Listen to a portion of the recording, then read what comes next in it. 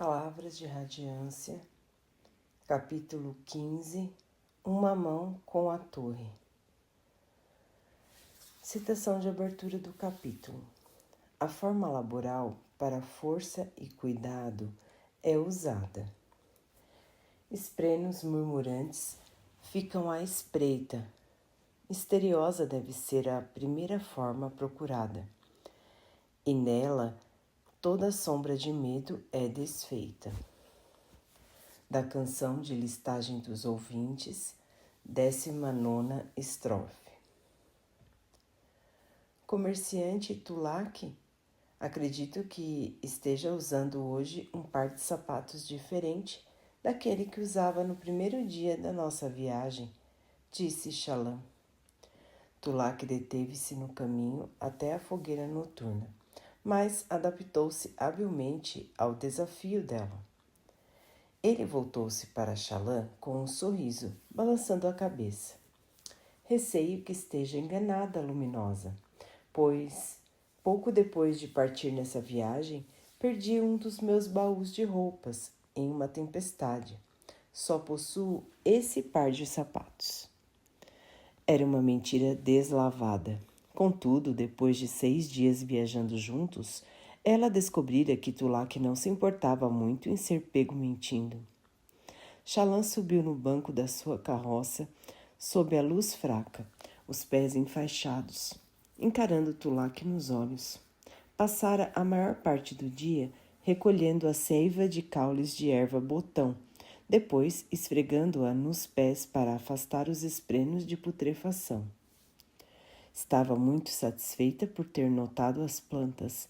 Isso mostrava que, embora carecesse de muitos conhecimentos práticos, alguns de seus estudos podiam ser úteis na natureza.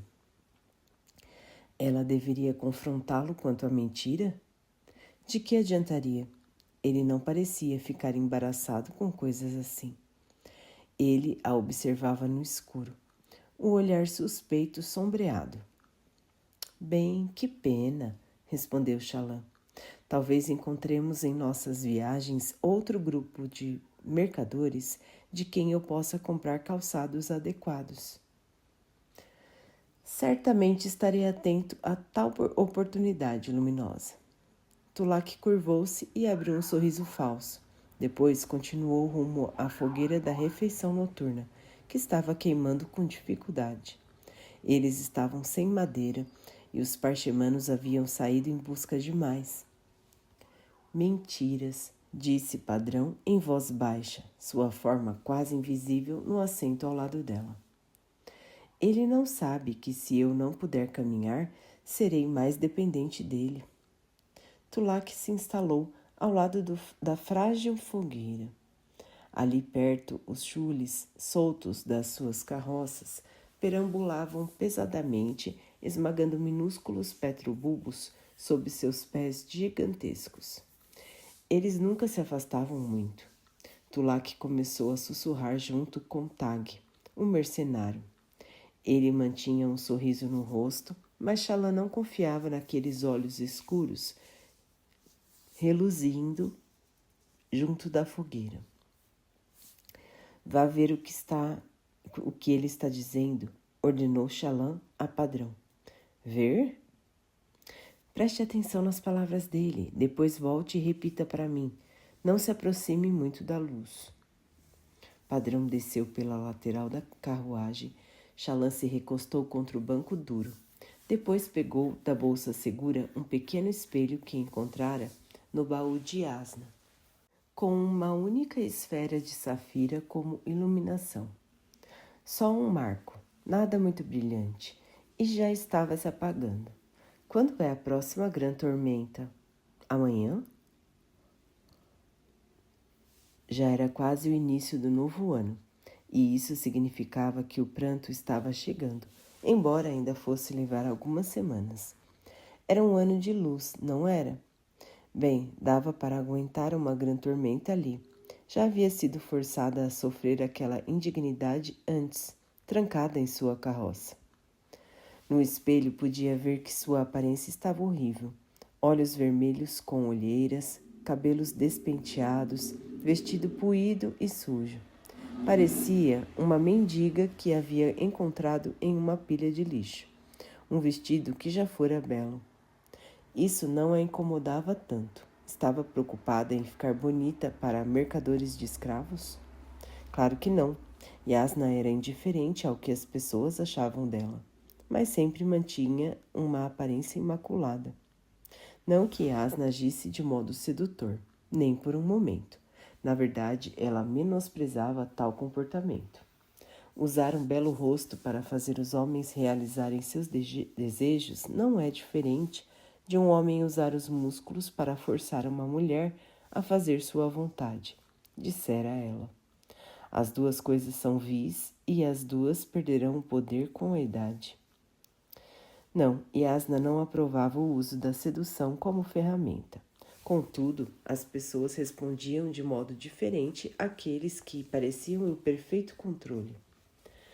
Mas o que posso fazer? Pensou Shallan. Não tenho maquiagem, nem mesmo tenho sapatos.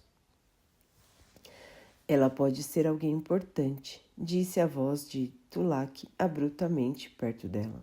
Shallan pulou, então olhou para o lado, onde o padrão pousara no assento. A voz vinha dali. Ela é encrenca, disse a voz de Tag. As vibrações que Padrão produziam eram uma perfeita imitação. Ainda acho que deveríamos abandoná-la e ir embora. Felizmente para nós, essa decisão não é sua, disse a voz de Tulak. Cuide do jantar. Eu cuido da nossa pequena companheira, olhos claros. Alguém está sentindo falta dela, alguém rico. Se pudermos levá-la de volta a essa pessoa, Tag, isso pode finalmente nos tirar do buraco. Padrão imitou um som de fogo crepitando por algum tempo. Depois ficou em silêncio. A reprodução precisa da conversa foi maravilhosa. Isso pode ser muito útil, pensou Shallan. Infelizmente, teria que tomar alguma atitude em relação a Tulak. Não podia permitir que ele a considerasse algo a ser vendido de volta para quem estivesse dando falta dela. Isso ficava desagradavelmente próximo de ser vista como uma escrava. Se deixasse que ele continuasse pensando assim, passaria a viagem inteira preocupada com o comerciante e seus brutamontes. Então, o que Asna faria naquela situação? Cerrando os dentes, Shallan desceu da carroça, pisando cuidadosamente com seus pés machucados. Mal podia caminhar. Esperou que os esprenos de dor recuassem. Então, escondendo sua agonia, se aproximou do fogo parco e sentou-se. Tag, você está dispensado. Ele olhou para Tulak, que assentiu. Tag se afastou para verificar os parchimanos. Bluff saíra para sondar a área, como costumava fazer à noite, procurando sinais de outros passando por ali. Está na hora de discutir o seu pagamento, disse Shallan. Servir a alguém tão ilustre já é um pagamento, naturalmente. Naturalmente, concordou ela, encontrando os olhos dele. Não recue, você consegue, ela pensou. Mas um comerciante precisa ganhar a vida. Não sou cega, Tulak. Seus homens não concordam com sua decisão de me ajudar. Eles pensam que é um desperdício. Tulak deu uma olhadela para Tag, parecendo perturbado. Com esperança, ele estava se perguntando o que mais ela havia adivinhado. Ao chegar às planícies quebradas, vou adquirir uma grande fortuna, e ainda não a possuo. Isso é uma pena. De modo algum, disse Shallan. É uma oportunidade, comerciante Tulak. A fortuna que vou adquirir é resultado de um noivado. Se eu chegar em segurança, os homens que me socorreram, que me salvaram de piratas e fizeram grandes sacrifícios para que eu fosse levada à minha nova família, sem dúvida serão bem recompensados. Sou apenas um humilde criado, respondeu Tulak com um sorriso largo e falso. Não estou nem pensando em recompensas. Ele acha que eu estou mentindo sobre a fortuna. Shallan rangeu os dentes, frustrada, a raiva começando a arder dentro dela. Cabeçal havia feito a mesma coisa, tratando-a como um brinquedo, um meio para um fim, não uma pessoa de verdade. Ela se inclinou para mais perto de Tulac, à luz do fogo. Não brinque comigo, mercador de escravos. Eu não ousaria. Você não faz ideia da situação tormentosa em que se meteu, sibilou Chalan, fixando os olhos nele. Não faz ideia do que está em jogo com a minha chegada. Pegue suas maquinações mesquinhas e enfie-as em uma fissura. Faça o que eu digo e cuidarei para que suas dívidas sejam canceladas. Você será um homem livre novamente. O quê? Como? Como a senhora... Chalan se levantou, interrompendo-o. De algum modo, agora sentia-se mais forte do que antes, mais determinada. Suas inseguranças ardiam no fundo do estômago, mas não prestou atenção nelas. Tulac não sabia que ela era tímida, não sabia que havia sido criada em isolamento, no campo. Para ele, ela era uma mulher da corte, hábil na argumentação e acostumada a ser obedecida. De pé diante dele, sentindo-se radiante nos brilhos das chamas, assomando sobre ele e suas tramas medíocres, ela enxergou. Expectativa não era só o que as pessoas esperavam de você, era o que você esperava de si mesmo. Tulac se encolheu como um homem diante de um fogo selvagem. Retraiu-se, olhos arregalados, levantando um braço. Chalan percebeu que estava brilhando com a luz das esferas.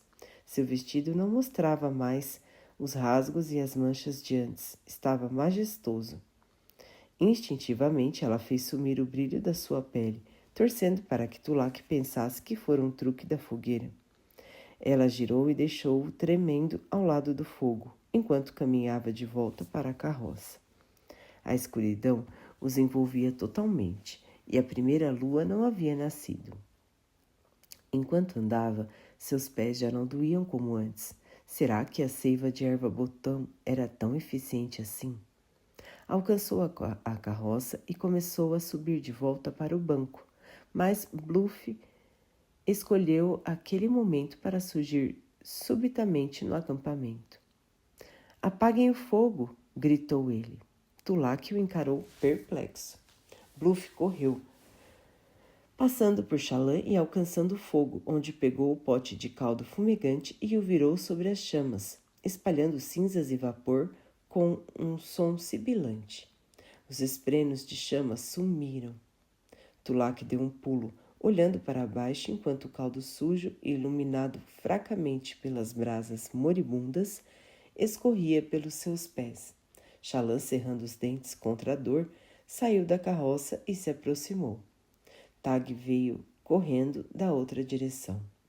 Parecem ser dezenas, dizia Bluff em uma voz baixa. Estão bem armados, mas não têm cavalos ou chules, então não são ricos. O que houve? Perguntou Chalan. Bandidos, respondeu Bluff.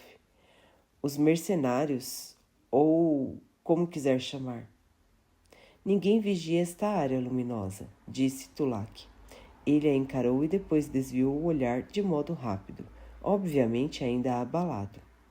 É realmente uma região selvagem, sabe? A presença dos aletianos nas planícies quebradas significa que muitos vêm e vão. Caravanas de comerciantes como a nossa, artesãos, buscando trabalho, mercenários, olhos claros de nível inferior, querendo se alistar. Essas duas condições sem leis, mas com muitos viajantes atraem certo tipo de malfeitor. São perigosos, concordou Tag. Esses tipos tomam o que querem, deixam apenas cadáveres. Eles viram o nosso fogo? Indagou Tulac, retorcendo o chapéu nas mãos. Eu não sei, disse Bluff, olhando sobre o ombro. Chalan mal conseguia distinguir sua expressão no escuro. Não quis me aproximar.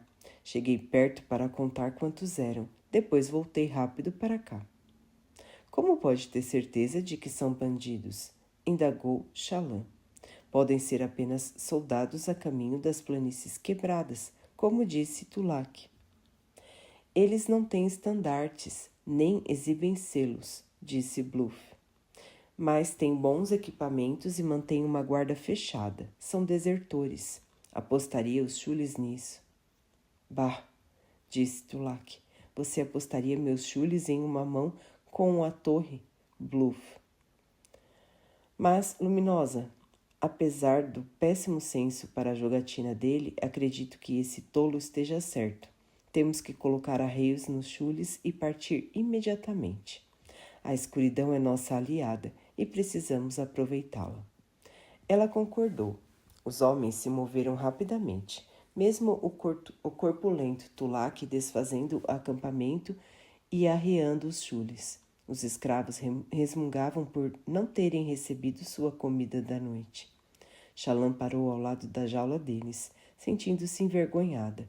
Sua família possuía escravos, e não apenas parchemanos e fervorosos, escravos comuns.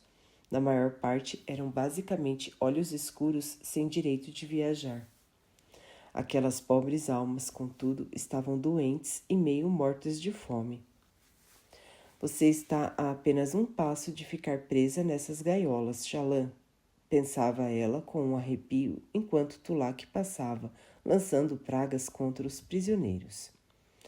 Não, ele não ousaria colocar você ali, apenas a mataria. Bluff teve que ser lembrado novamente de oferecer a ela a mão para subir na carroça. Tag conduziu os parchemanos até a carroça deles, amaldiçoando sua lentidão. Então subiu em seu assento e tomou a posição traseira.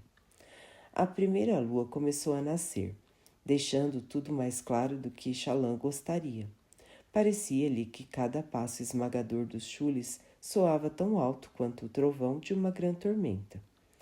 Eles roçavam as plantas que ela havia nomeado de crustispinhos, com os seus galhos que pareciam tubos de arenito que rachavam e tremiam. O progresso não foi rápido, chules nunca eram. Enquanto avançavam, ela vislumbrava luzes em um morro, assustadoramente próximas. Fogueiras de acampamento a uma caminhada de 10 minutos. Uma mudança nos ventos trouxe o som das vozes distantes, de metal sobre metal, talvez homens treinando combate. Tulak virou as carroças para leste. Shallan franziu o senho. Por que este caminho? Sussurrou ela. Lembra a ravina que vimos? Sussurrou Bluff. Vamos passar para o outro lado, caso eles nos ouçam e venham nos procurar. Shallan assentiu. O que podemos fazer se eles nos alcançarem? Não vai ser bom. Não podemos pagá-los para nos deixarem passar? Desertores não são como bandidos comuns, disse Bluff. Esses homens desistiram de tudo, juramentos, famílias.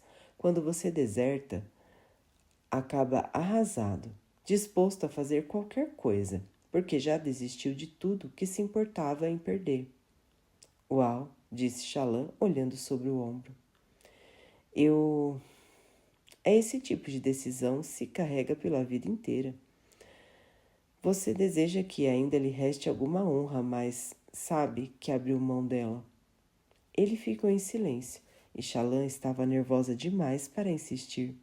Continuou vigiando as luzes na colina, enquanto as carroças, abençoadamente, se afastaram cada vez mais noite adentro, por fim escapando para a escuridão. Palavras de radiância. Os relatos da Guerra das Tempestades. Capítulo 16. Mestre Espadachim. Citação de abertura do capítulo. A forma hábil tem um toque delicado. A muitos os deuses essa forma deram, mas quando desafiaram pelos deuses foram esmagados. Precisão e fartura os dessa forma esperam. Da canção de listagem dos ouvintes, 27ª estrofe. Sabe, disse Moshe ao lado de Kaledin, sempre pensei que esse lugar seria maior? Sugeriu Drarry, com seu leve sotaque. Melhor, respondeu Moshe, olhando ao redor da área de treinamento. Parece o pátio onde os soldados olhos escuros praticam. Aquelas áreas de treinamento eram reservadas para os olhos claros de Dalinar. No centro, o amplo pátio aberto era coberto por uma espessa camada de areia. Uma passarela de madeira envolvia o perímetro, posicionada entre a areia e o estreito edifício que a cercavam, que tinha apenas um cômodo de profundidade. Aquele edifício estreito envolvia todo o pátio, exceto a frente, que possuía um muro com um arco para a entrada e um telhado largo e comprido, fornecendo sombra para a passarela de madeira. Oficiais olhos claros estavam conversando na sombra ou assistindo aos homens treinando sob o sol do pátio. E fervorosos se moviam de um lado para outro, entregando armas ou bebidas. Era uma planta comum para as áreas de treinamento. Kaledin já estivera em vários edifícios semelhantes, principalmente quando entrara para o exército de Amaran. Kaledin firmou o queixo, repousando os dedos no arco de entrada. Fazia 7 dias desde a chegada de Amaran nos acampamentos de guerra. 7 dias lidando com o fato de que Amaran e Dalinar eram amigos. Tinha decidido ficar tormentosamente feliz com a chegada de Amaran. Afinal de contas, isso significava que Kaledin poderia encontrar uma chance de finalmente enfiar uma lança naquele homem. Não, ele pensou, adentrando a área de treinamento. Uma lança não. Quero que seja bem de perto, cara a cara, para ver seu pânico enquanto ele morre. Quero sentir a faca entrando. Kaledin acenou para seus homens e passou pelo arco, forçando-se a se concentrar nos arredores em vez de em Amaran. Aquele arco era de boa pedra, escavada ali perto, construído em uma estrutura com o tradicional reforço a leste. Julgando pelos modestos depósitos de crem, aqueles muros não estavam ali há muito tempo. Era um sinal de que Dalinar estava começando a pensar nos acampamentos de guerra como permanentes. Ele estava derrubando edifícios simples e temporários e substituindo-os por estruturas firmes. Eu não sei o que você esperava, disse Drerry a Moshe enquanto inspecionava o terreno. Como você faria uma área de treinamento diferente para os olhos claros, usando pó de diamante em vez de areia? Essa doeu, disse Kaledin. Eu não sei como, explicou Moshe. É que eles faziam tanto alvoroço com isso. Olhos escuros não são permitidos na área de treinamento especial. Eu não sei o que a torna tão especial. É porque você não pensa como um olhos claros, comentou Kaledin. Este lugar é especial por um único motivo. Qual? Porque nós não estamos aqui, disse Kaledin, seguindo na frente. Pelo menos, não normalmente. Estava acompanhado por Drerry, Moshe e outros cinco homens. Uma mistura de membros da Ponte 4 e alguns sobreviventes da antiga guarda Cobalto. Dalinar os designara para Kaledin e, para sua surpresa e prazer, eles o aceitaram como líder sem uma palavra de reclamação. Todos o impressionaram. A antiga guarda havia merecido sua reputação. Uns poucos deles, todos olhos escuros, haviam começado a comer com a Ponte 4. Eles haviam solicitado emblemas da Ponte 4 e Kaledin fornecera-lhe alguns, mas ordenara que usassem seus emblemas da guarda Cobalto no outro ombro e que continuassem a usá-los como marca de orgulho. Com a lança na mão, Kaledin conduziu sua equipe na direção de um grupo de fervorosos que se apressou a encontrá-los. Os fervorosos vestiam trajes religiosos vorins, calças e túnicas largas amarradas na cintura com cordas simples. Roupas de mendigo. Eles eram escravos, mas, ao mesmo tempo, não eram. Kaledin nunca pensara muito sobre eles. Sua mãe provavelmente lamentaria quão pouco ele se importava com observâncias religiosas. Em sua opinião, o Todo-Poderoso não se preocupava muito com ele, então por que deveria se importar? Essa é a área de treinamento dos olhos claros, disse a fervorosa principal com severidade. Era uma mulher esbelta, mas não se devia pensar em fervorosos como homem ou mulher. Sua cabeça estava raspada, como a de todos os fervorosos. Seus companheiros masculinos usavam barbas quadradas com o bigode raspado. Capitão Kelledin, ponte 4, declarou Kelledin, analisando a área e colocando a lança no ombro. Seria muito fácil um acidente acontecer ali, durante o treino de combate. Ele teria que tomar cuidado com isso. Estou aqui para proteger os rapazes Colin enquanto eles praticam hoje. Capitão, zombou um dos fervorosos. Você... Outro fervoroso o silenciou, sussurrando alguma coisa. As notícias sobre Kelledin se espalharam rapidamente pelo acampamento, mas fervorosos às vezes se mantinham muito isolados. Drarry, disse Kelledin apontando. Está vendo aqueles petrobulbos crescendo até o topo do muro ali? Estou. Eles são cultivados. Isso significa que tem como subir lá. É claro que tem, replicou a fervorosa. A escadaria no canto noroeste, eu tenho a chave. Ótimo, então abra para ele, disse Kelledin. Drarry, fique de olho nas coisas lá de cima. Entendido, respondeu Drarry, trotando na direção da escadaria. E que tipo de perigo você acha que eles vão correr aqui? Indagou a fervorosa, cruzando os braços. Eu vejo muitas armas, respondeu Kelledin. Muita gente entrando e saindo, e estou vendo espadas fractais. Me pergunto o que poderia dar errado. O que poderia dar errado? Ele a encarou de modo significativo. A mulher suspirou, então entregou a chave para um assistente que correu atrás de Drarry. Kelledin apontou posições de onde seus outros homens deveriam vigiar. Todos se afastaram, ficando apenas ele e Moshe. O homem magro havia se voltado imediatamente à menção de espadas fractais, e agora as contemplava com um ar faminto. Um par de olhos claros portando espadas havia se movido para o centro da areia. Uma espada era longa e fina, com um guarda-mão grande, enquanto a outra era larga e imensa, com sinistros espinhos, ligeiramente parecidos com chamas, despontando dos dois lados ao longo do terço inferior da lâmina. As duas armas possuíam faixas protetoras nos fios, como uma bainha parcial. Resmungou Moshe. Não reconheço esses homens. Pensei que conhecesse todos os fractários no acampamento. Eles não são fractários, replicou a fervorosa. Estão usando as espadas do rei.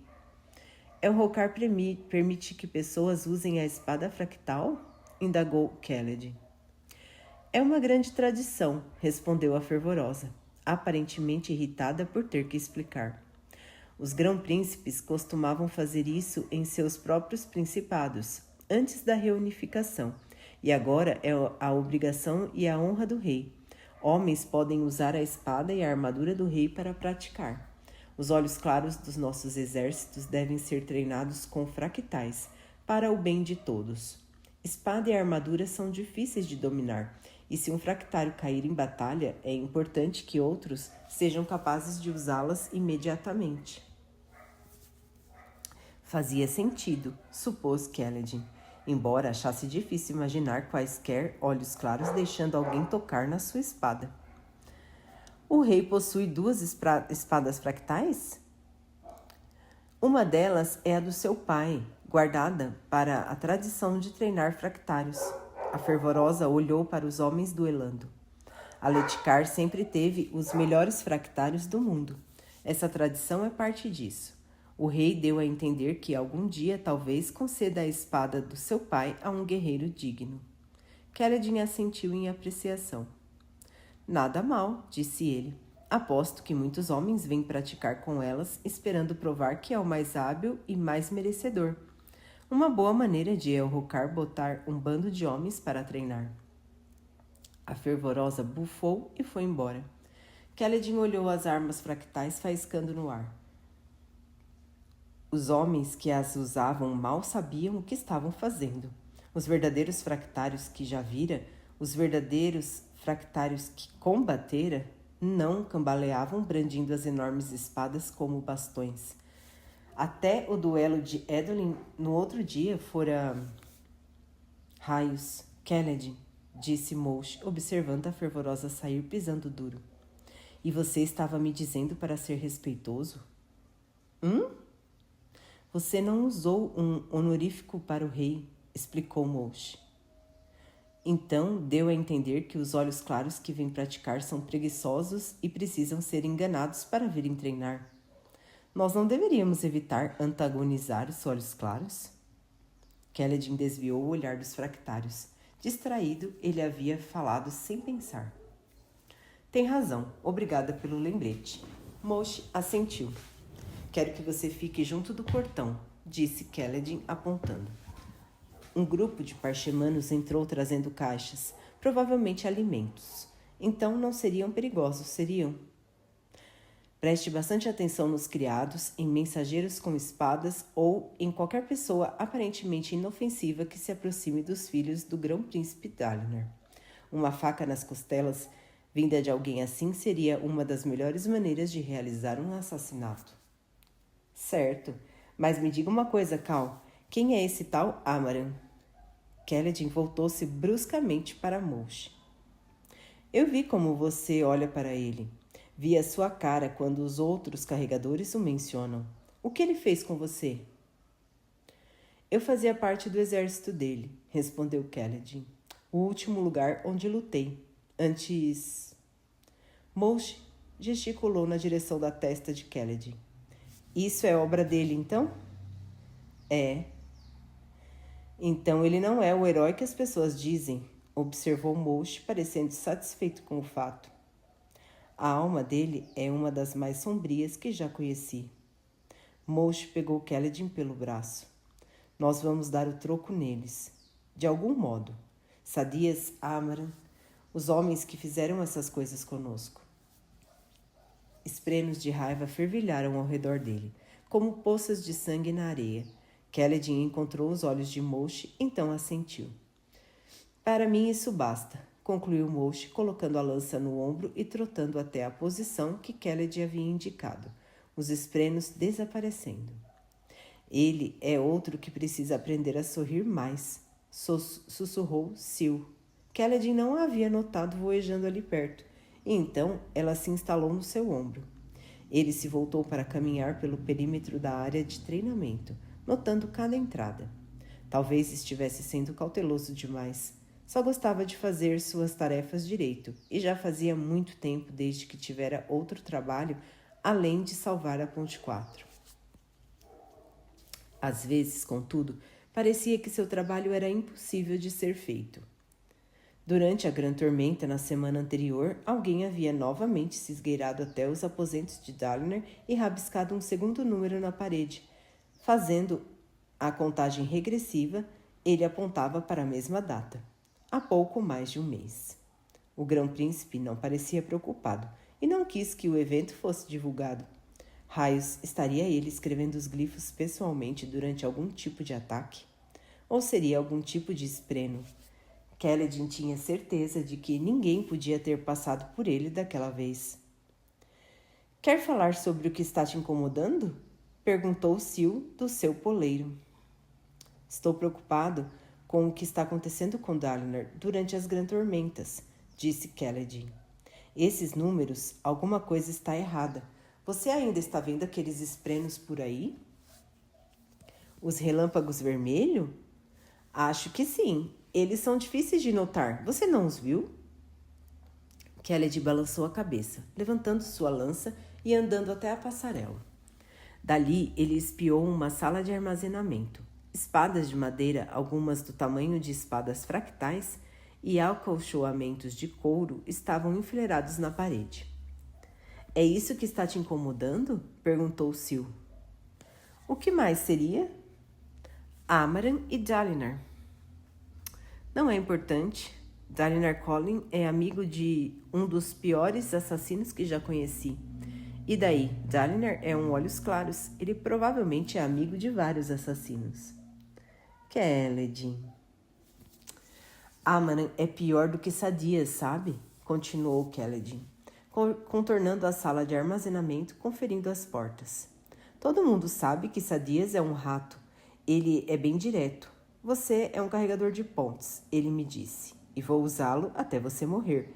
Mas Amaran, ele prometeu ser mais, um lume nobre como aqueles das histórias. Ele me disse que protegeria Tien. Fingiu ser honrado. Isso é pior do que qualquer barbaridade que Sadias já tenha feito. Dalinar não é como Amaran, replicou Sil. Você sabe que não. As pessoas falam dele o mesmo que falavam de Amaran, que ainda falam de Amaran. Kaledin voltou para a luz do sol e continuou seu circuito pelo terreno, passando por olhos claros em duelo que chutavam areia e grunhiam, suavam e batiam espadas de madeira. Cada par era servido por meia dúzia de criados olhos escuros, carregando toalhas e cantis. E muitos tinham um parchemano ou dois para trazer-lhes cadeiras para quando quisessem descansar. Pai das tempestades, mesmo em algo tão rotineiro, os olhos claros precisavam ser paparicados. Sil os uniu no ar diante de Kaledin, descendo como uma tempestade. Literalmente como uma tempestade. Ela parou no ar na frente dele, uma nuvem fervilhando sob os pés dela, com a luz súbita de relâmpagos. Você pode honestamente dizer que acha que Dalinar Kholin só está fingindo ser honrado? Não minta para mim, Kaledin, disse ela, dando um passo à frente e apontando. Diminuta como era, naquele momento parecia gigante como uma grande tormenta. Sem mentiras, jamais. Ele respirou fundo. Não, respondeu finalmente. Não, Dalinar entregou sua espada por nós. Ele é um bom homem. Eu aceito isso. Amaran o enganou. Ele me enganou também. Então acho que não posso culpar Kholin. Sil assentiu com um movimento seco. A nuvem se dissipando. Você devia falar com ele sobre Amaran, disse ela, caminhando no ar ao lado da cabeça de Kaledin, enquanto ele continuava a vasculhar a área. Seus passos eram pequenos e ela devia ficar para trás, mas não ficava. E o que eu diria? Devo ir até ele e acusar um Olhos Claros do terceiro Dan de assassinar suas próprias tropas? Ou de roubar minha espada fractal? Vou soar como um idiota ou um louco. Mas ele não vai me escutar, Sil, disse Kaledin. Dalinar Kholin pode ser um bom homem, mas ele não vai me deixar falar mal de um poderoso Olhos Claros. O mundo é assim, e isso é verdade. Ele continuou sua inspeção, querendo saber o que havia nas salas de onde as pessoas podiam assistir aos lutadores treinando. Algumas eram para armazenamento, outras para banhos e descanso. Várias dessas estavam trancadas com Olhos Claros lá dentro, se recuperando do treino diário. Olhos Claros gostavam de banhos. A parte dos fundos da estrutura, oposta ao portão de entrada, continha os aposentos dos fervorosos. Kaledin nunca vira tantas cabeças raspadas e túnicas andando apressadamente de um lado para outro. Em Larpetra, o senhor da cidade só abrigava alguns poucos fervorosos velhos e enrugados como tutores do seu filho. Eles também desciam periodicamente à cidade para queimar orações e elevar as vocações dos olhos escuros. Aqueles fervorosos ali não pareciam ser do mesmo tipo. Tinham o físico de guerreiros e frequentemente se ofereciam para praticar com olhos claros que precisavam de um parceiro de luta. Alguns eram olhos escuros, mas ainda assim usavam a espada. Eles não eram considerados olhos claros ou olhos escuros, eram apenas fervorosos. E o que eu faço se um deles decidir tentar matar os jovens príncipes? Raios, ele detestava alguns aspectos do dever de um guarda-costas. Se nada acontecesse, nunca tinha certeza se era porque nada estava errado ou porque havia impedido assassinos em potencial. Edolin e seu irmão finalmente chegaram, ambos totalmente blindados em suas armaduras fractais. os elmos debaixo dos braços. Estavam acompanhados por Scar e um punhado de antigos membros da Guarda Cobalto, que saudaram Kaledin quando ele se aproximou e gesticulou para dispensá-los. Seu turno estava oficialmente concluído. Scar iria se juntar a Teft e ao grupo que protegia Dalinar e Navani. A área estava tão segura quanto possível sem interromper o treino, disse Kaledin, caminhando até Edolin. Meus homens e eu vamos ficar de olho enquanto treinam, mas não hesite em chamar se algo parecer estranho.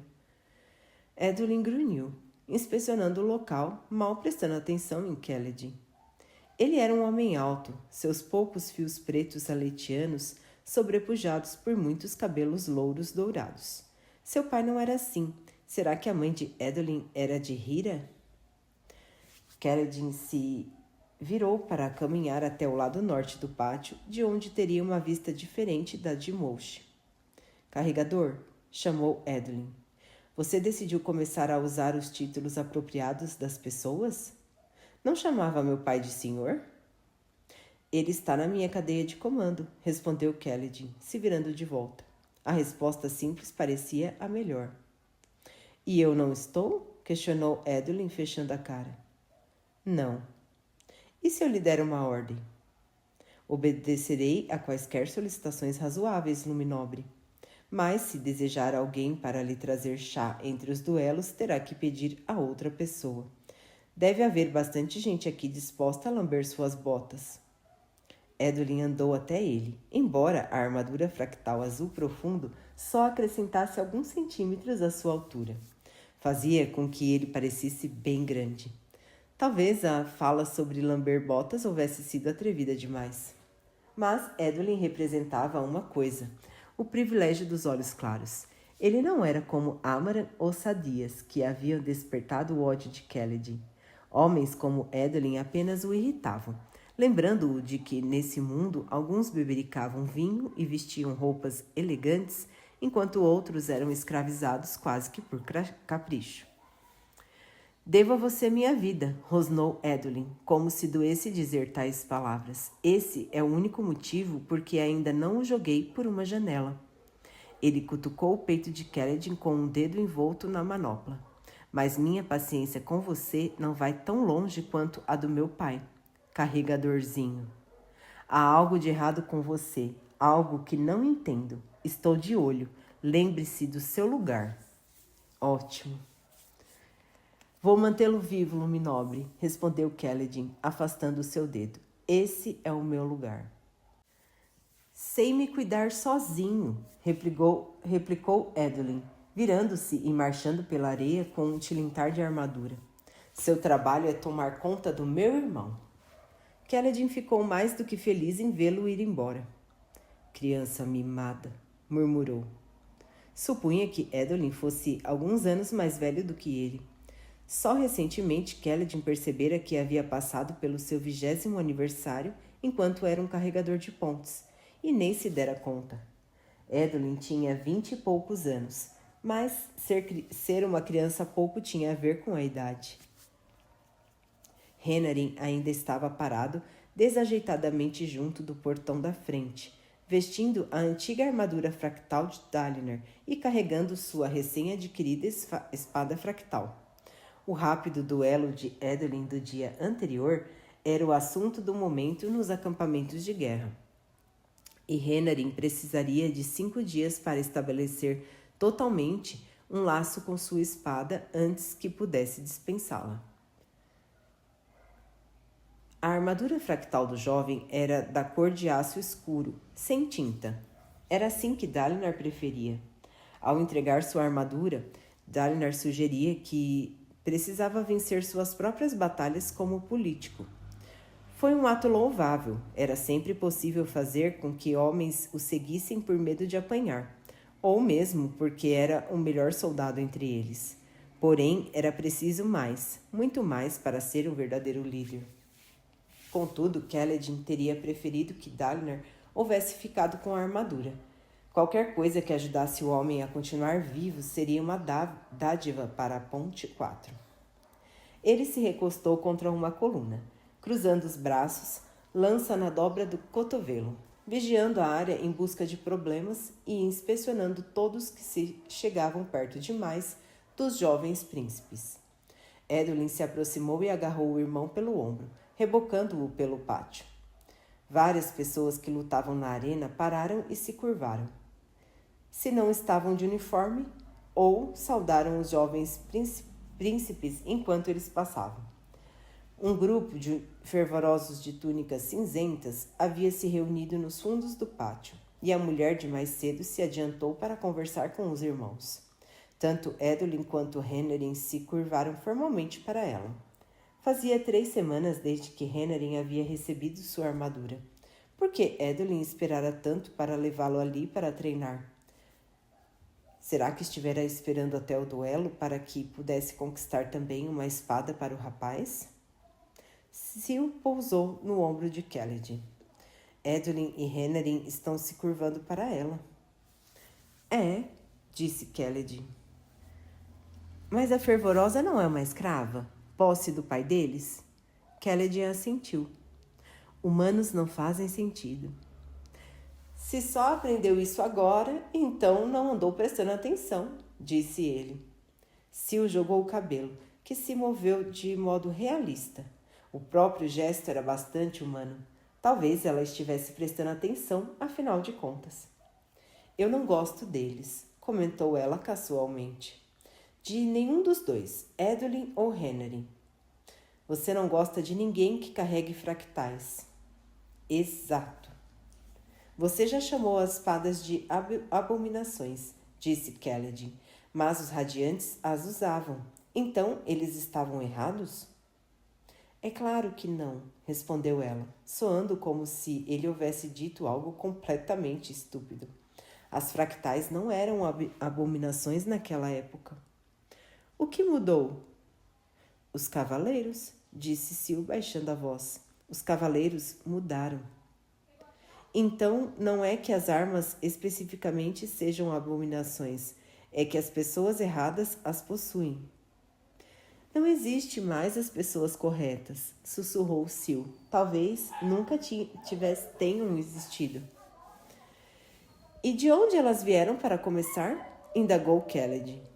As espadas fractais, armaduras fractais, até mesmo os fabriais modernos não são tão bons nem de longe.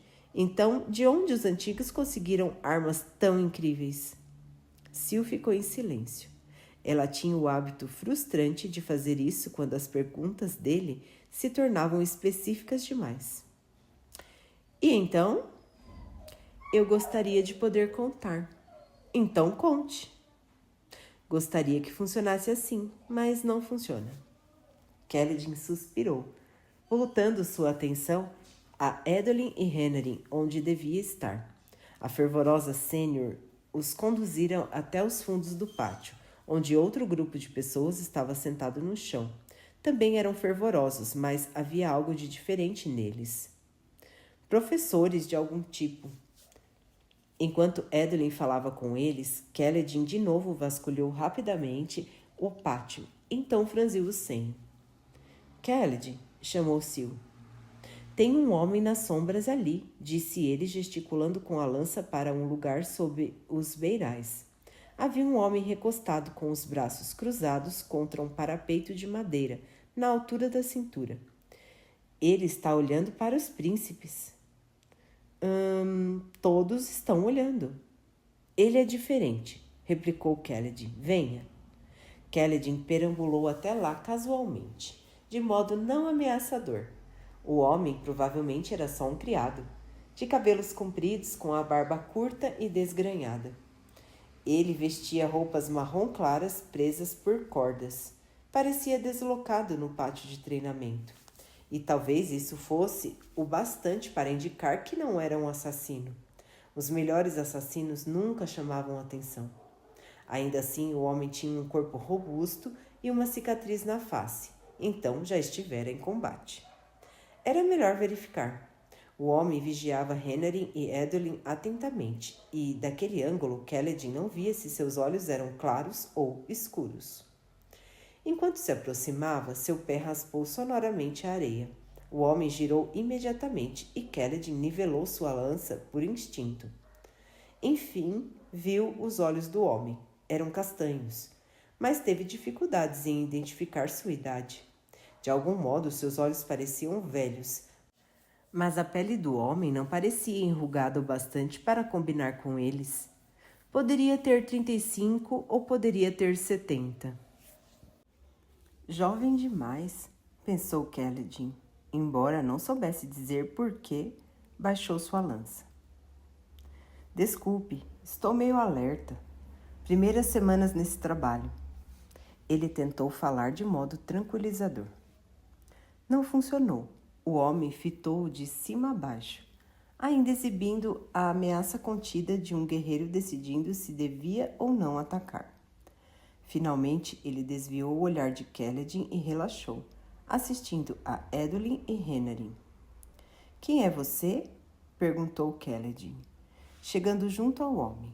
— Eu sou novo, como eu disse. Estou tentando aprender o nome de todo mundo.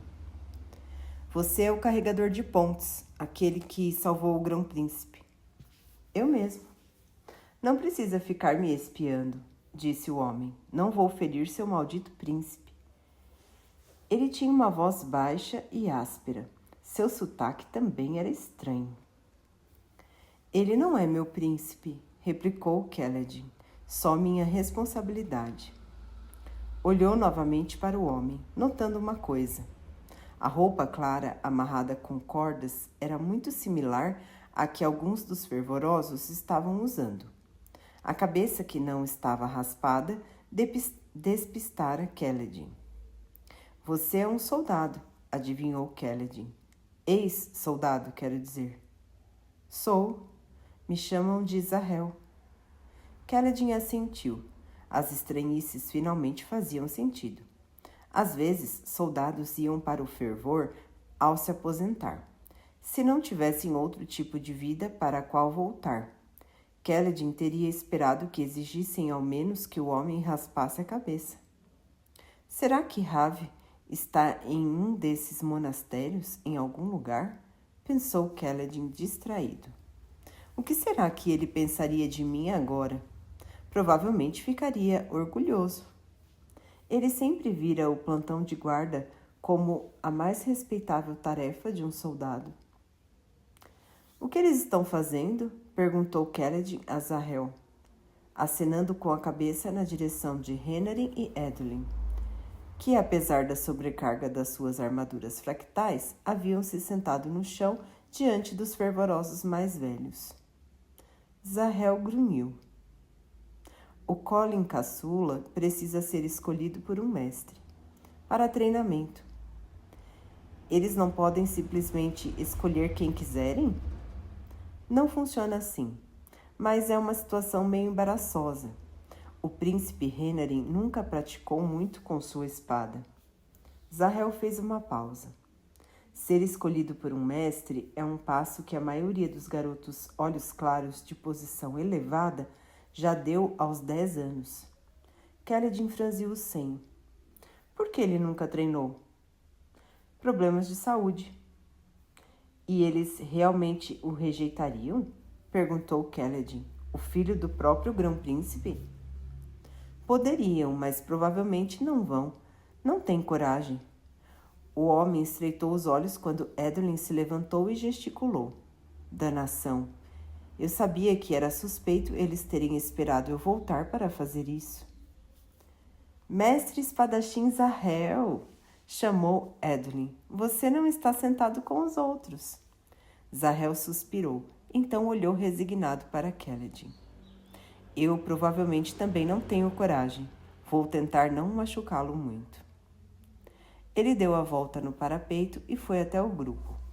Edwin apertou ansiosamente a mão de Zahel. Então apontou para Renarin. Zahel parecia nitidamente deslocado entre os outros fervorosos, de cabeças raspadas, barbas bem cortadas e roupas mais limpas. Fez Kaledin. Ele te pareceu estranho? Vocês todos me parecem estranhos, disse Sil com leveza. Todos menos Rocha, que é um completo cavalheiro. Ele acha que você é um deus. Não devia encorajá-lo. Por que não? Eu sou um deus. Ele virou a cabeça, fitando-a sério, enquanto ela se sentou no seu ombro. Sil, o quê? Eu sou mesmo. Ela sorriu e mostrou os dedos como se estivesse pegando uma coisa muito pequena. Um pedaço bem pequeno de um deus. Bem pequenininho. Você tem permissão de se curvar para mim agora. É meio difícil me curvar quando você está sentada no meu ombro, resmungou ele. Notou que Lopin e Shen estavam chegando ao portão, provavelmente trazendo os relatórios diários de Teft.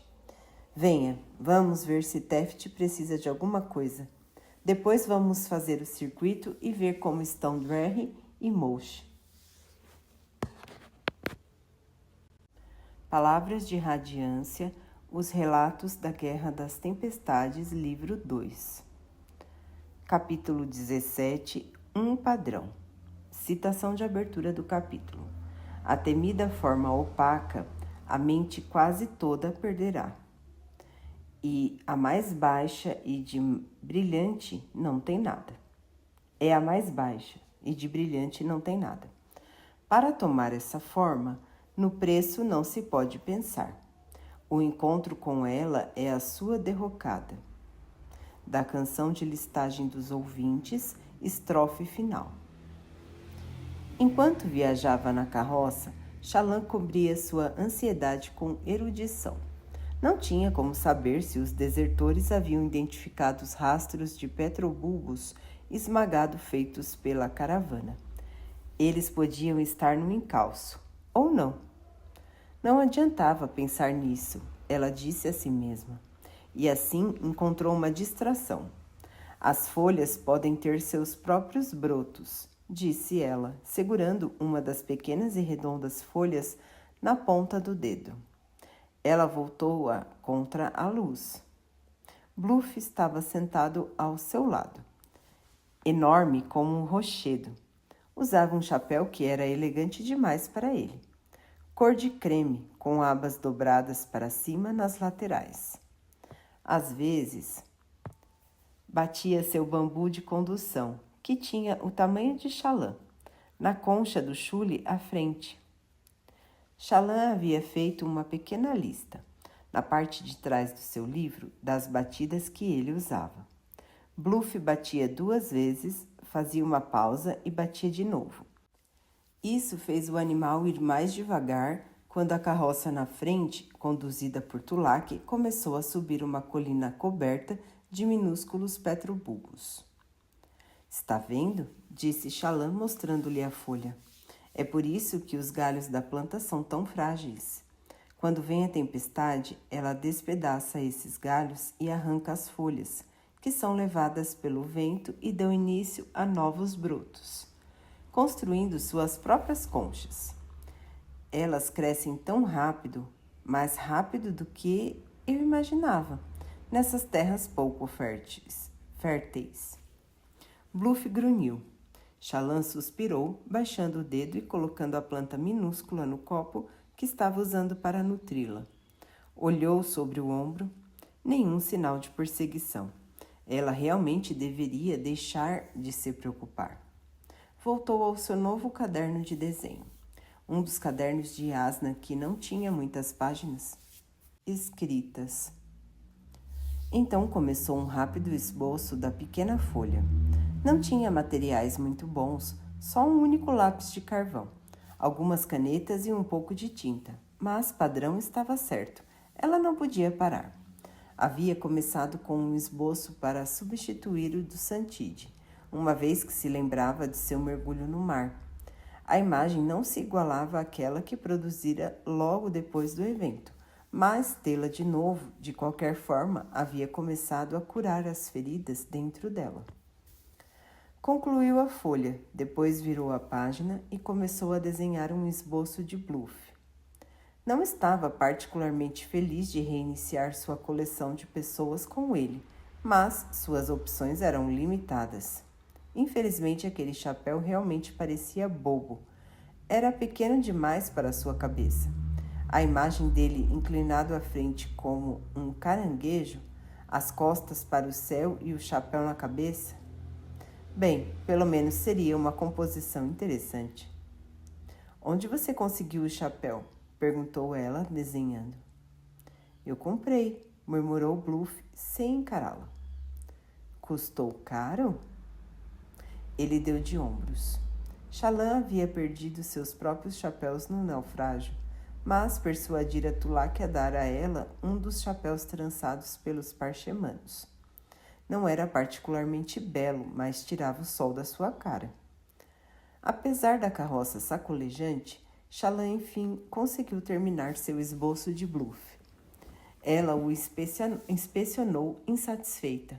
Era de fato uma maneira pobre de reiniciar sua coleção, particularmente porque achava que o desenhara de modo um tanto caricato. Apertou os lábios. Como seria a aparência de Bluff se ele não estivesse sempre de cara feia? Se suas roupas fossem melhores? Se ele carregasse uma arma de verdade em vez daquele velho cacetete? Ela virou a página e começou de novo. Uma composição diferente, idealizada, talvez mais de algum modo também certa. Ele poderia até ser belo se vestido apropriadamente. Um uniforme, uma lança plantada ao seu lado, olhos na direção do horizonte. Quando terminou, estava se sentindo muito melhor em relação ao seu dia. Ela sorriu para a sua produção, então mostrou-o para Bluff, enquanto Tulak chamava para a pausa do meio-dia. Bluff deu uma olhada na imagem, mas não disse nada. Ele bateu algumas vezes no chule para que parasse junto da carroça de Tulak. Tag se aproximou com sua carroça. Estava transportando os escravos dessa vez. Erva botão, disse Chalan, baixando seu desenho e apontando para um tufo de caniços finos crescendo atrás de uma pedra próxima. Bluff grunhiu. Mais daquela planta? Sim, poderia fazer a gentileza de colhê-la para mim? Os parchemanos não podem fazer isso? Eu tenho que alimentar os chules. Quem você prefere deixar esperando, guarda Bluff? Os chules ou uma olhos claros? Bluff coçou a cabeça debaixo do chapéu. Então desceu da carroça, mal-humorado, e caminhou até os caniços. Ali perto, Tulak estava de pé em sua carroça, fitando o horizonte ao sul. Um fino rastro de fumaça se erguia daquela direção. Chalan sentiu um arrepio imediato. Ela desceu apressada da carroça e foi até Tulak. Raios, disse Chalan, são os desertores? Eles estão nos seguindo? Sim, pararam para a refeição do meio-dia, parece, disse Tulak do alto da carroça. Eles não se importam que a gente veja a fogueira deles. O homem forçou uma risada. Isso é um bom sinal. Provavelmente sabem que somos apenas 3 carroças e que mal vale a pena a perseguição. Então, contanto que a gente continue avançando e não pare com frequência, eles vão desistir. Sim, tenho certeza. Ele pulou da sua carroça, então rapidamente começou a dar água para os escravos. Não se deu ao trabalho de passar a tarefa aos parchemanos. Ele mesmo a fez. Isso, mais do que qualquer outra coisa, indicava seu nervosismo. Ele queria continuar avançando o mais rápido possível. Assim, os parchemanos continuaram tecendo na sua jaula atrás da carroça de Tulak. Ansiosa, Chalan ficou assistindo. Os desertores haviam encontrado a trilha de petrobulbos quebrados. Percebeu que estava suando, mas o que podia fazer? Não tinha como apressar a caravana. Ela só podia esperar, como havia dito Tulak, que conseguissem permanecer à frente da perseguição. Isso não parecia provável. As carroças de chules não poderiam avançar mais rápido do que homens marchando. Tente se distrair, pensava Chalan, enquanto começava a entrar em pânico. Encontre alguma coisa para afastar sua mente da perseguição. E os parchemanos de Tulak? Shallan olhou para eles. Talvez desenhar os dois na jaula? Não, estava nervosa demais para desenhar, mas talvez pudesse descobrir alguma coisa. Ela caminhou até os parchemanos. Seus pés reclamaram, mas a dor era suportável. Na verdade, em contraste com a maneira como havia ocultado suas expressões de dor antes, agora ela as enxergou. Era melhor fazer com que Tulak pensasse que estava pior do que a realidade. Ela parou junto das barras da jaula. A parte traseira estava destrancada. Parchemanos nunca fugiam. Comprar aqueles dois devia ter sido um investimento e tanto para Tulak. Parchemanos não eram baratos e muitos monarcas e olhos claros poderosos os acumulavam.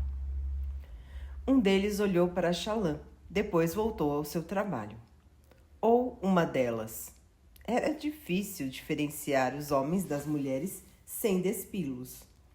Os dois tinham pele marmorizada, vermelho sob branco.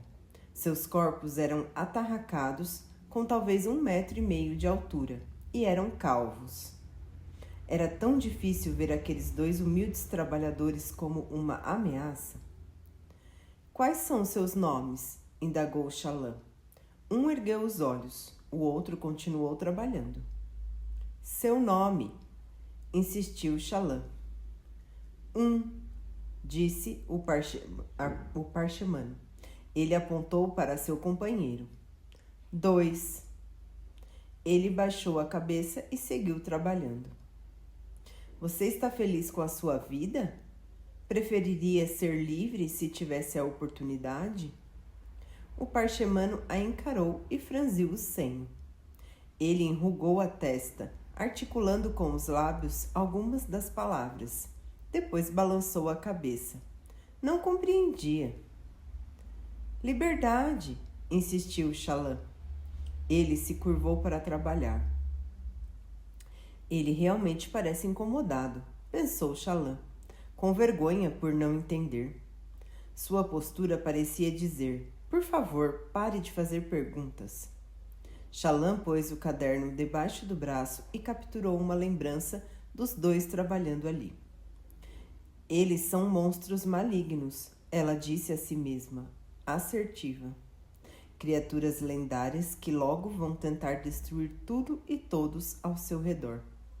Ali, olhando para eles, achava difícil acreditar nisso, muito embora houvesse aceitado as evidências.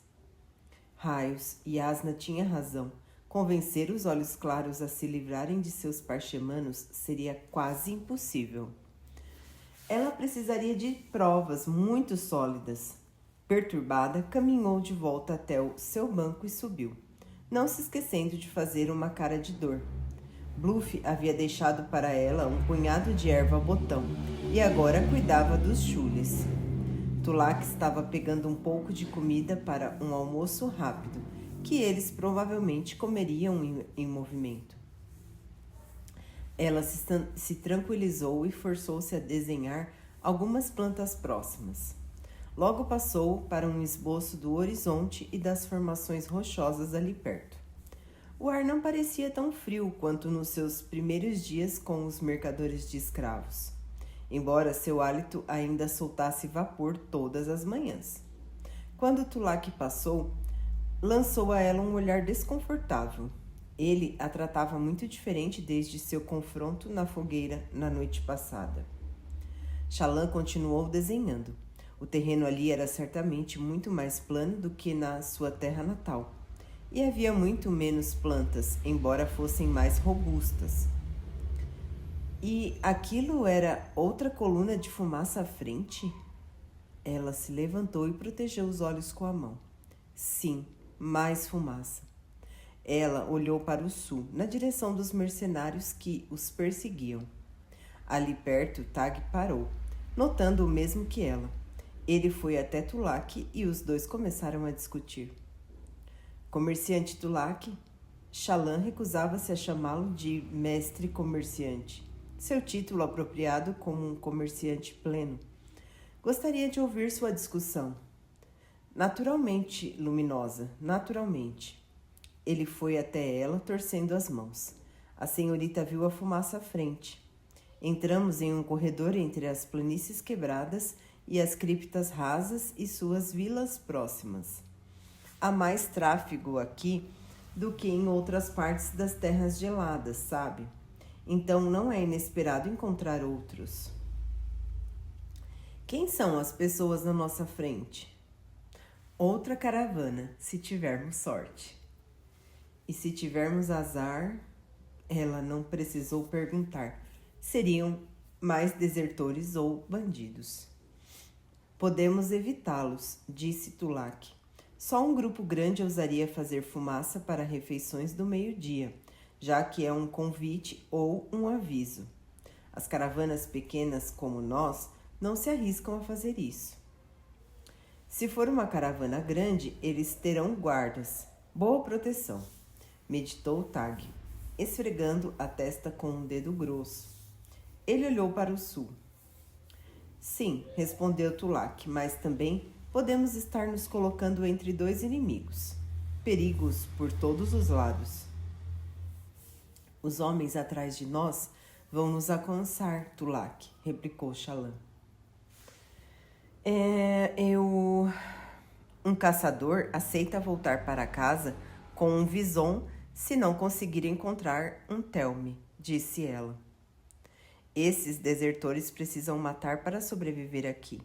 Você não disse que provavelmente haveria uma grande tormenta essa noite? Sim, admitiu Tulak relutante. 2 horas depois do pôr do sol, se a lista que comprei estiver certa. Eu não sei como bandidos geralmente passam as tempestades, mas eles obviamente estão dedicados a nos caçar. Aposto que planejam usar as carroças como abrigo depois de nos matar. Não vamos nos deixar ir embora. Não vão nos deixar ir embora. Talvez, respondeu Tulak. Sim, talvez. Mas, Luminosa, se nós estamos vendo pela segunda coluna de fumaça à frente, os desertores também estão. É, concordou Tag, como se houvesse acabado de pensar nisso. Vamos cortar para o leste. Os assassinos podem ir atrás do outro grupo. Vamos deixá-los atacar outros em vez de nós? Disse Shallan cruzando os braços. O que mais espera que a gente faça, Luminosa? Replicou Tulak exasperado. Nós somos pequenos caranguejos, sabe? Nossa única escolha é ficar longe das criaturas maiores e torcer para que elas caçem umas às outras. Shallan estreitou os olhos, inspecionando aquela pequena coluna de fumaça. Seriam seus olhos ou ela estava se tornando mais espessa? Olhou para trás. Na verdade, as colunas pareciam ser do mesmo tamanho. Não vão caçar presas tão grandes quanto eles, pensou Shallan. Eles abandonaram o exército e fugiram. São covardes. Ali perto, podia ver Bluff olhando para trás também, contemplando a fumaça com uma expressão que não conseguia decifrar. Repulsa, nostalgia, medo. Não havia nenhum espreno para oferecer-lhe uma pista. Covardes ou apenas homens desiludidos? Pedras que começaram a rolar morro abaixo, indo tão rápido que não sabiam como parar. Não importava. Aquelas pedras esmagariam Shallan e os outros, se tivesse a oportunidade. Cortar caminho pelo leste não funcionaria. Os desertores seguiriam a presa fácil, carroças lentas em vez de a presa potencial mais difícil, que estava à frente. Vamos na direção da segunda coluna de fumaça, disse ela, sentando-se. Tulak a encarou. Não é você quem... Ele parou de falar quando Shallan o fitou. Você, disse Tulak umedecendo os lábios. A senhorita não chegará nas planícies quebradas tão rápido, Luminosa. Se ficarmos presos a uma caravana maior, sabe, pode ser ruim. Resolverei o problema se ele surgir, comerciante Tulak. Os que estão à frente vão começar avançando, advertiu Tulak. Vão continuar avançando, advertiu Tulak. Podemos chegar naquele acampamento e descobrir que já se foram.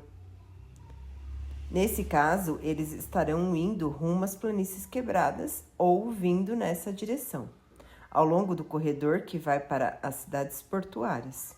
Vamos encontrar com eles de um modo ou de outro. Tulak suspirou, então assentiu, mandando Tag se apressar. Shallan ficou ali, sentada, sentindo-se empolgada.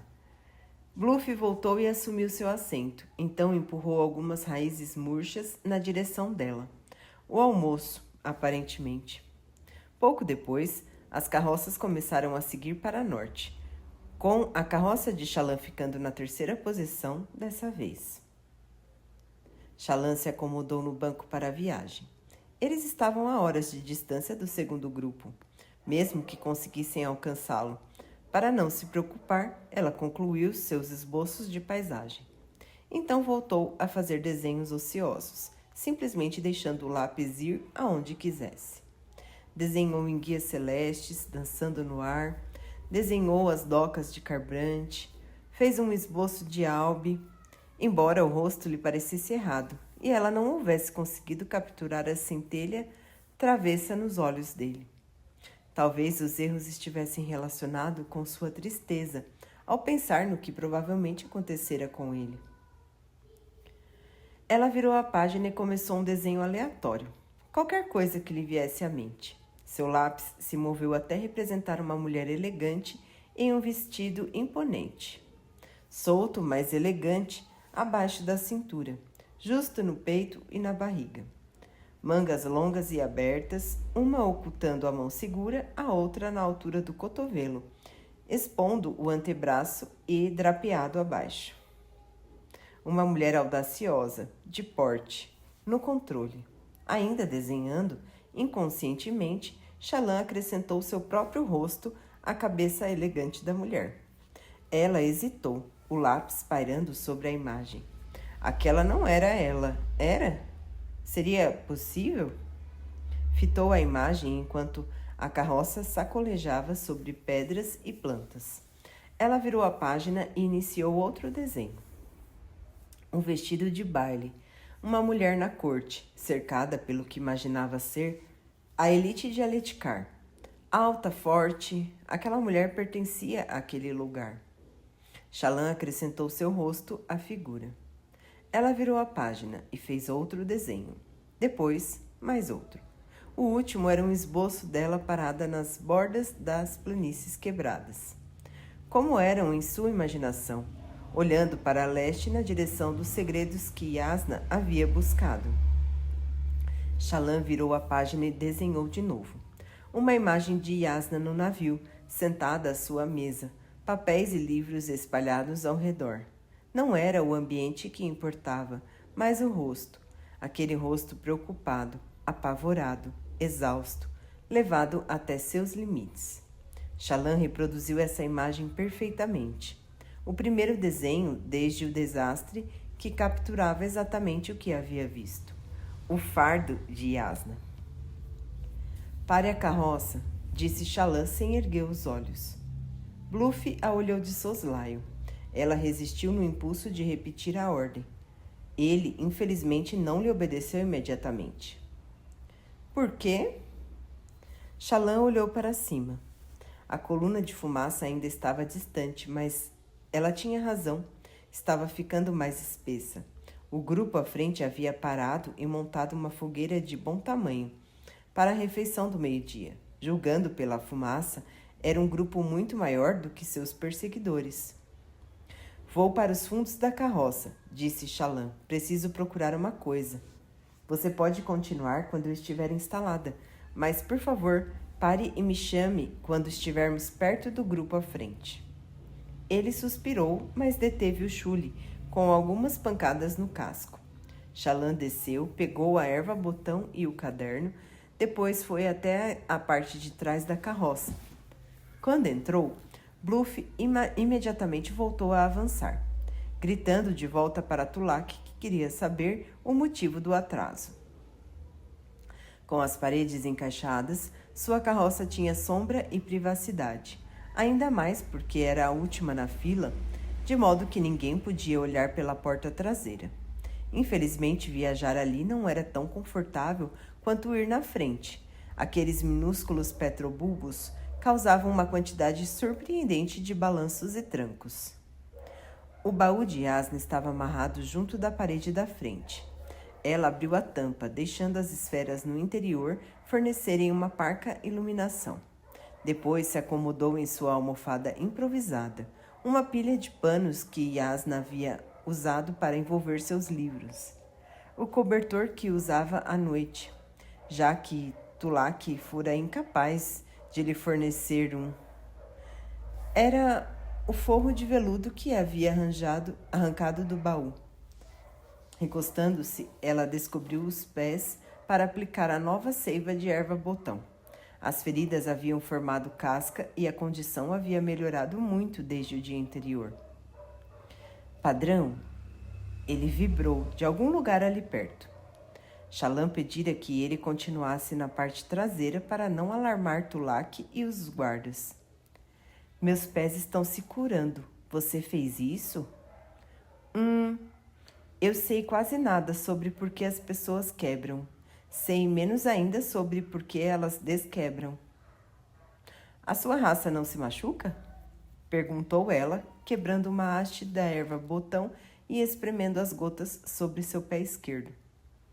Nós quebramos, mas é diferente dos homens. E não nos desquebramos sem ajuda. Eu não sei por que você desquebra. Por quê?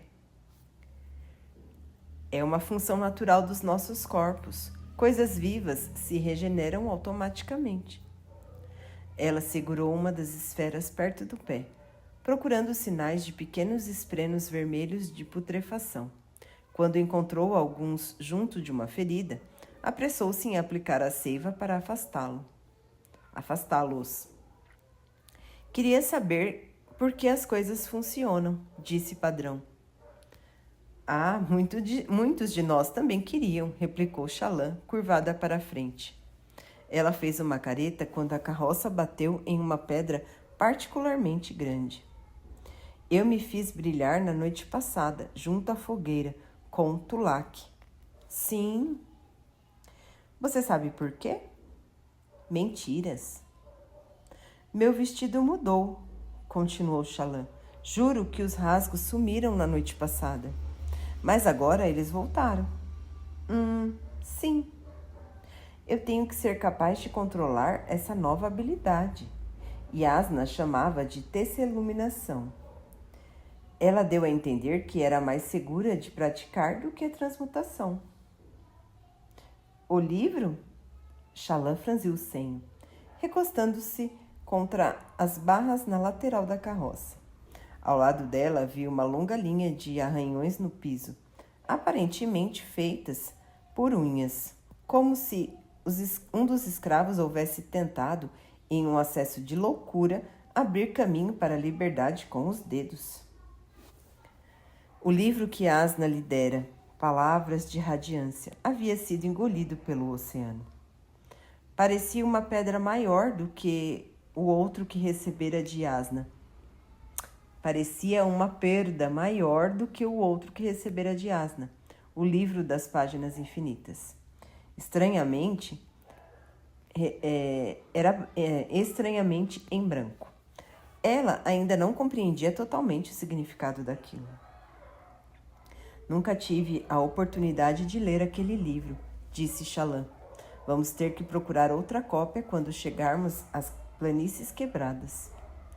Mas, como o destino deles era um acampamento de guerra, ela duvidava que houvesse muitos livros à venda. Xalã segurou uma das esferas diante de si. Ela estava escurecendo, por isso precisava ser reinfundida. O que aconteceria se a grande tormenta chegasse e eles ainda não tivessem alcançado o grupo da frente?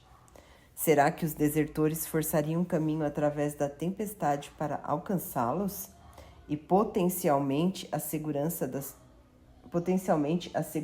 suas carroças? Raios, que confusão! Ela precisava de uma vantagem. Os cavaleiros radiantes formaram um laço com um espreno, disse Shallan, mais para si mesma do que para Padrão. Era como um relacionamento simbiótico, como um pequeno caranguejo vivendo em uma casca pétrea. O caranguejo remove o líquen, obtendo comida, mas também mantendo a casca pétrea limpa. Padrão zumbiu confuso. Eu sou a casca pétrea ou o caranguejo? Tanto faz, respondeu Shallan, girando a esfera de diamantes nos dedos.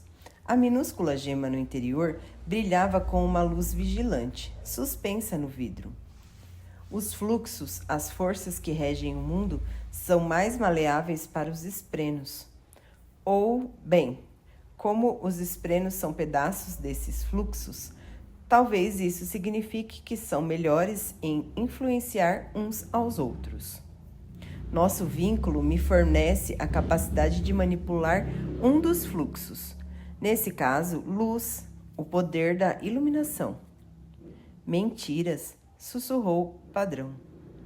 E verdades. Shallan agarrou a esfera no punho, a luz brilhando através da pele, fazendo com que sua mão parecesse vermelha.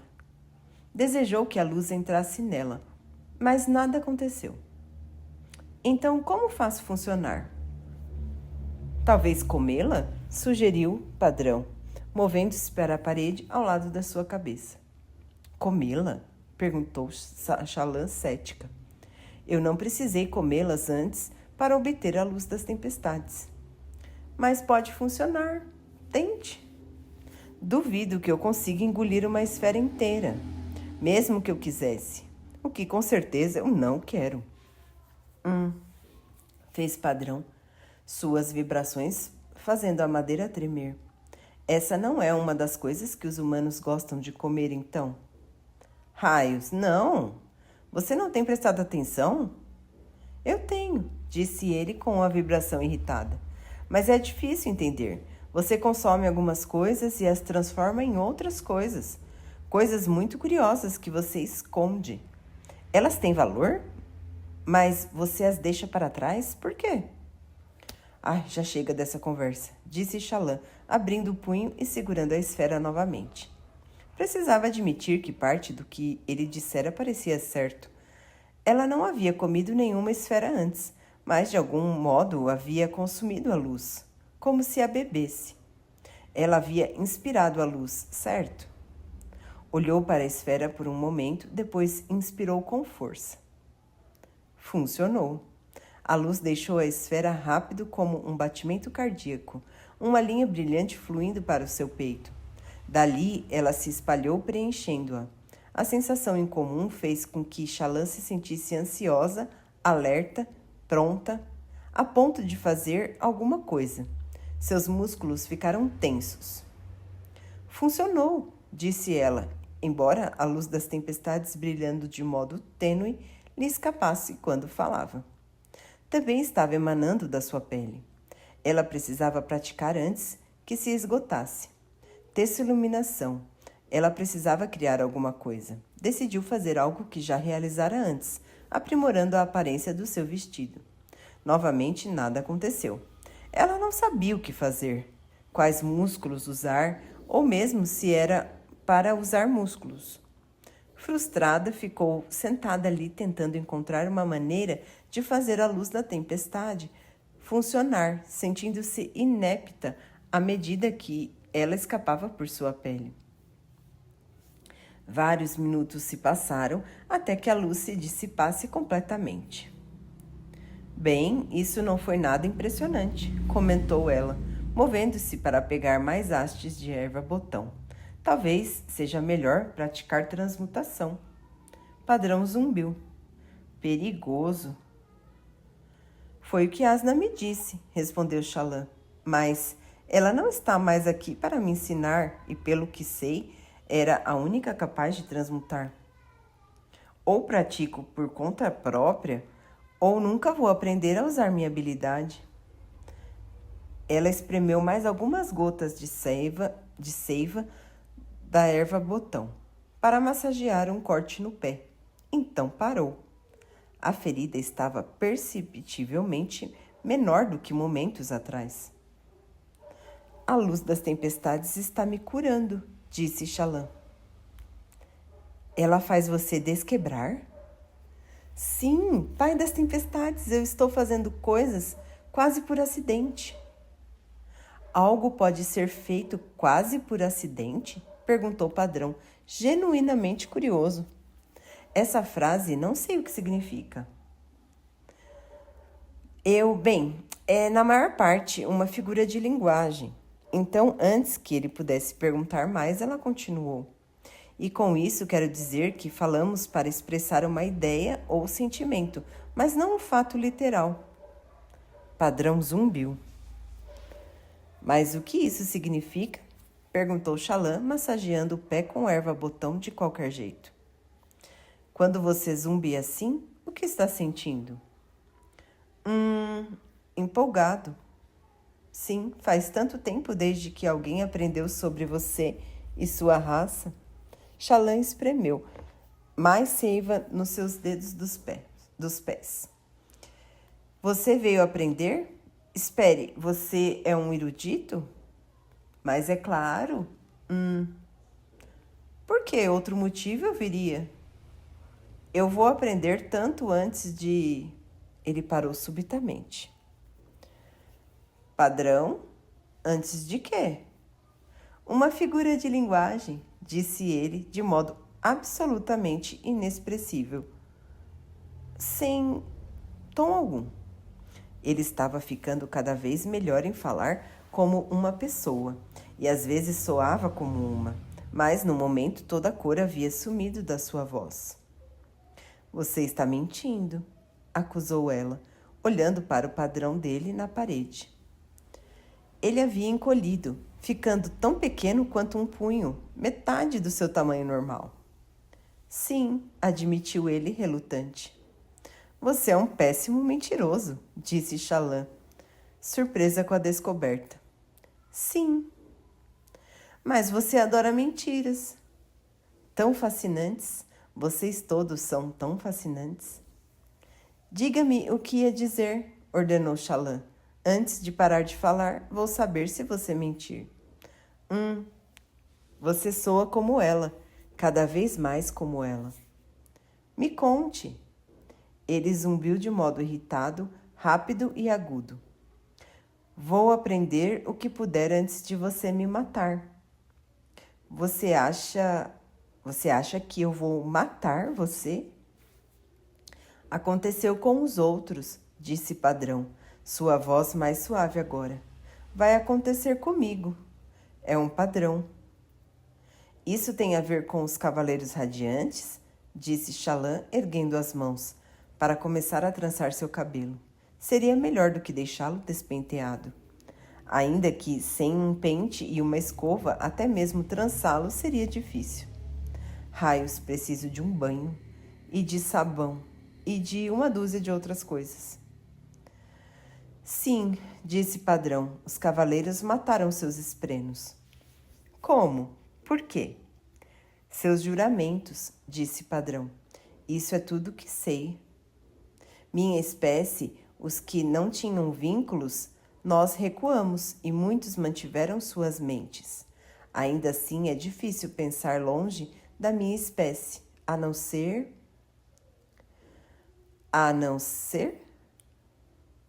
que tenhamos uma pessoa.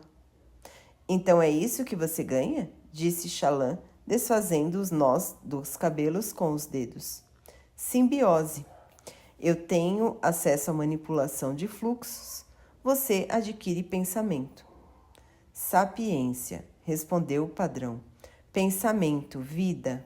Essas coisas são dos humanos. Nós somos ideias, ideias que desejam viver. Xalã continuou cuidando do cabelo. Eu não vou matar você, disse ela com firmeza. Não vou. Eu não acho que os outros queiram matar também, mas isso não importa. Importa sim. Não vou fazer isso. Não sou um cavaleiro radiante. Yasna deixou isso claro. Um homem que usa uma espada não é necessariamente um soldado. Só porque tenho essas habilidades não significa que sou um deles. Você falou juramentos. Shallan gelou. Vida antes da morte. As palavras lhe ocorreram das sombras do passado. Um passado em que ela não queria pensar. Você vive mentiras, disse Padrão. Isso te dá força. Mas a verdade, sem falar verdades, você não será capaz de crescer, Shallan. De algum modo eu sei disso. Ela terminou de cuidar do cabelo e passou a recolocar as ataduras nos pés. Padrão havia se movido para o outro lado da carroça barulhenta, só ligeiramente visível na luz fraca. Ela ainda tinha um punhado de esferas infundidas. Não era muita luz das tempestades, considerando quão rapidamente aquela outra lhe escapara. Deveria usar o que tinha para curar mais os pés? Será que conseguiria fazer isso intencionalmente ou essa habilidade lhe fugiria como a teciluminação? Ela guardou as esferas na bolsa segura. Economizaria, só por via das dúvidas. Por enquanto, aquelas esferas e sua luz podiam ser a única arma disponível. Com as ataduras refeitas, ela se levantou na carroça sacolejante e descobriu que a dor nos pés praticamente se fora. Podia andar quase normalmente, embora ainda não quisesse ir longe sem sapatos. Satisfeita, ela bateu na madeira mais perto de Bluff. Pare a carroça! Dessa vez ela não precisou repetir. Contornou a carroça e, sentando-se ao lado de Bluff, imediatamente notou a coluna de fumaça à frente. Ela havia se tornado mais escura e maior, encrespando-se violentamente. Isso não é fogo de cozinhar, disse Shallan. É, concordou Bluff, a expressão sombria. Alguma coisa grande está queimando. Provavelmente carroças. Ele olhou para ela. Não sei quem está lá, mas as coisas não vão bem para eles.